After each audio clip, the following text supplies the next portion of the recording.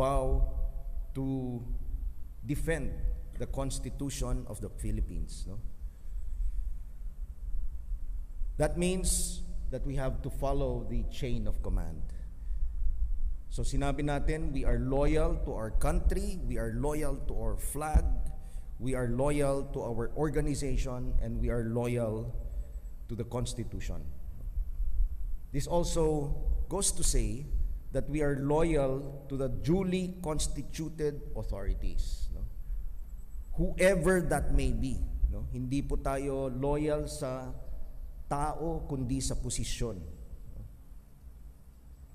And in that vow that we took, VOW, no? Yung vow natin, yung panata natin, sinabi natin na we will continue to uphold the Constitution. So, we will make sure, sir, that the security of the Vice President will not be compromised.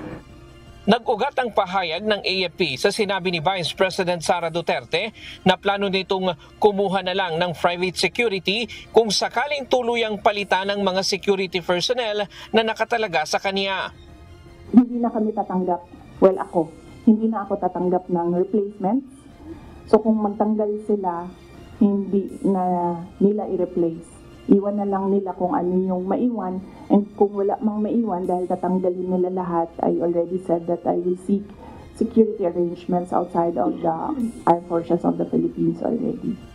Hindi man direktang sinagot ang naging pahayag ng Vice Presidente, tiniyak naman ng AFP na may sapat silang mga tauhan na idinidetail sa pangalawang Pangulo.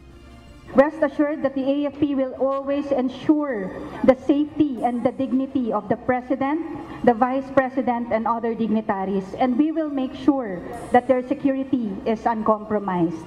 Our mission is clear and our resolve is unwavering. Our leader's security is our top priority. Sa kabila ng mga ingay sa politika sa ating bansa, tiniyak ng sandataang lakas na mananatili silang tahimik, non-partisan subalit laging nakahandang ipagtanggol ang mga mamamayan sa bansa. The AFP is committed to defending the sovereignty of our country. We stand not on the left nor on the right. We stand for the Filipino people. Non-partisan subalit laging nakahandang ipagtanggol ang mga mamamayan sa bansa. The AFP is committed to defending the sovereignty of our country. We stand not on the left nor on the right. We stand for the Filipino people.